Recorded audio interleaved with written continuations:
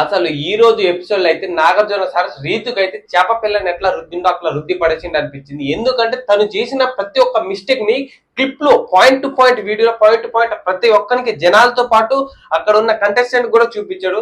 రీతు చేసిన మిస్టేక్లు డిమాండ్ పవన్ ని ఎట్లా అయితే క్యాప్టెన్ చేయాలని అనుకున్నదో అలానే క్యాప్టెన్ చేసింది. కానీ రీతు చౌదరి వల్ల తన మిస్టేక్ వల్ల డిమాండ్ పవన్ క్యాప్టెన్సీ రద్దయిపోయింది.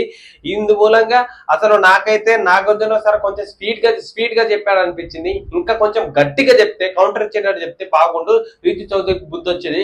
అక్కడ జరిగిన గంటన్నర ఎపిసోడ్ లో రీతు చౌదరి మొహం చూడాలి, ఎలక పిల్ల పెట్టినట్టు పెట్టింది అసలు మొహం అయితే. నాకైతే ఇదైతే మస్తు అనిపించింది. ఎపిసోడ్ మొత్తంలో మాట చెప్తానే నోట్ల నుంచి మాట రావట్లేదు రీతు చౌదరికి. అలాగే మన ప్రియకి దమ్ము శ్రీజాకి అయితే నాగార్జున చెప్పిన కౌంటర్ అయితే నాకు మామూలు అనిపించలేదు.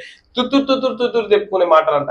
ఇక్కడది ఈమె ప్రియ ఎప్పుడైతే వాయిస్ ఓవర్ చేస్తుందో ఇక్కడ మన దమ్ము శ్రీజ కూడా వాయిస్ ఓవర్ చేసుకుంటే ఇద్దరిని ఒక్కరినొక్కరు కవర్ చేసుకునే విధానం అయితే నెక్స్ట్ లెవెల్ అనిపించింది అంట నాగార్జున సార్కి. ఈ విషయంలో అయితే వాళ్ళకి తుత్తూరు మాటలు మీరు మా దగ్గర మాట్లాడకండి అని చెప్పి కౌంటర్ డైరెక్ట్ చెప్పేశారు. అలాగే ఫ్రెండ్స్, బిగ్ బాస్ అప్డేట్ కోసం నన్ను ఫాలో చేయడం మర్చిపోకండి.